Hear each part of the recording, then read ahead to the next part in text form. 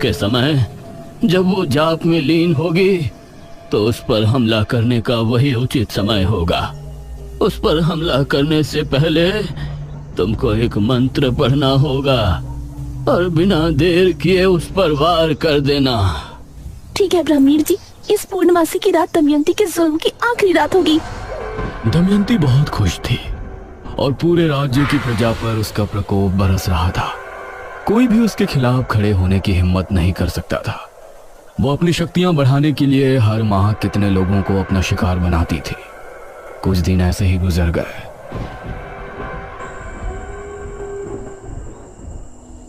आज पूर्णमासी की रात है। आज आपको अपने कार्य को अंजाम देना है राजकुमारी।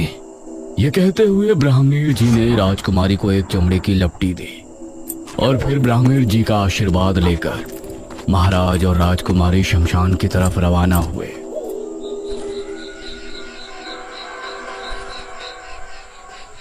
अभी दमयंती नहीं आई है।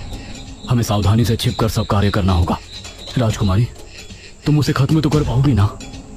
पिताजी, आप फिक्र मत कीजिए, हम कर लेंगे। अपनी प्रजा को बचाने के लिए हमारे प्राण भी चले गए तो हमें कोई संकोच नहीं होगा।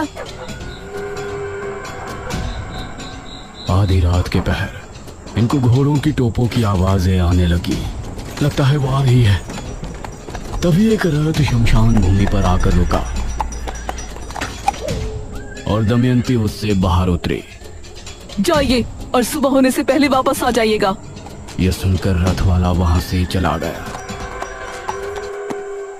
पिताजी, आप यहीं रुककर इंतजार कीजिएगा। दमयंती एक घर में बैठकर आंखें बंद करके मंत्र जाप करने लगी। इस तरफ ब्राह्मण जी भी आंखें बंद किए मेघालय की सफलता के लिए प्रार्थना कर रहे थे। आधी रात के समय धीमे कदमों से राजकुमारी दमयंती की तरफ रवाना हो गई। दमयंती बहुत ही शांत भाव से जाप कर रही थी। राजकुमारी ने उसके पास जाकर मन में वो मंत्र पढ़ा जो ब्राह्मण जी ने उसे बताया था, लेकिन दमयंती की शक्तियों की वजह से उसने राजकुमारी के मन की आवाज सुन ली और उसने आंखें खोली। तू यहाँ क्या कर रही है?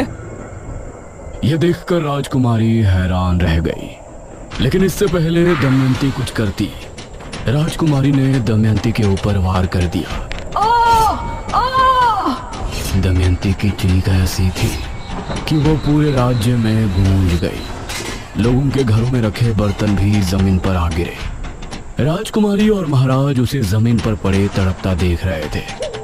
तभी दमयंती एकदम शांत हो गई। उधर महल में बंद दमयंती का पुजारी बुरी तरह चीख पुकार करने लगा। महारानी दमयंती! वो बहुत गुस्से में था, लेकिन वो महल के अंदर बंधित था, इसीलिए वो बाहर नहीं आ सकता था। अगली सुबह राज्य के किले में जश्न मनाया गया। राजकुमारी की जय हो! राजकुमारी की जय हो! राजकुमारी, हम सभी आपके बहुत बहुत आभारी हैं। हमारा जीवन धन्य है कि हमें आपके जैसी वीर और बुद्धिमती राजकुमारी मिली, जिसने अपनी जान पर खेलकर हम सभी को दमयंती के श्राप से मुक्ति दिलाई। आप सभी से हमारी सिर्फ एक प्रार्थना है, हमारे पिता से जो गलती हुई उसके लिए उन्हें माफ कर दें। प्रजा राजकुमारी से बहुत खुश थी। उन्होंने उसकी बात को फौरन स्वीकार कर लिया। ब्राह्मण जी, दमयंती को किस जगह कैद किया गया है? राजकुमारी, दमयंती को राज्य की एक गुफा के अंदर कैद किया गया है। वो वहाँ से वापस तो नहीं आने वाली ना? नहीं राजकुमारी, लेकिन अगर आप उस गुफा के अंदर पहुंची तो वो जरूर जा सकती है, क्योंकि उस पर रोक आपकी वजह से लगी है। अब आपको उससे दूर ही रहना होगा। भला हम वहाँ क्यों जाएंगे? हम तो खुद उसको एक बुरे सपने की तरह भूल जाना चाहते हैं। हमारी प्रार्थना है कि अब राज्य में सब कुशल मंगल होगा। अब सभी राज्यवासी बहुत खुश थे, लेकिन वो भूल गए थे कि अभी निशुर मोलू से वो आजाद नहीं है। जब शनिवार की रात आई और गांव में अजीब सा शोर गूंजा।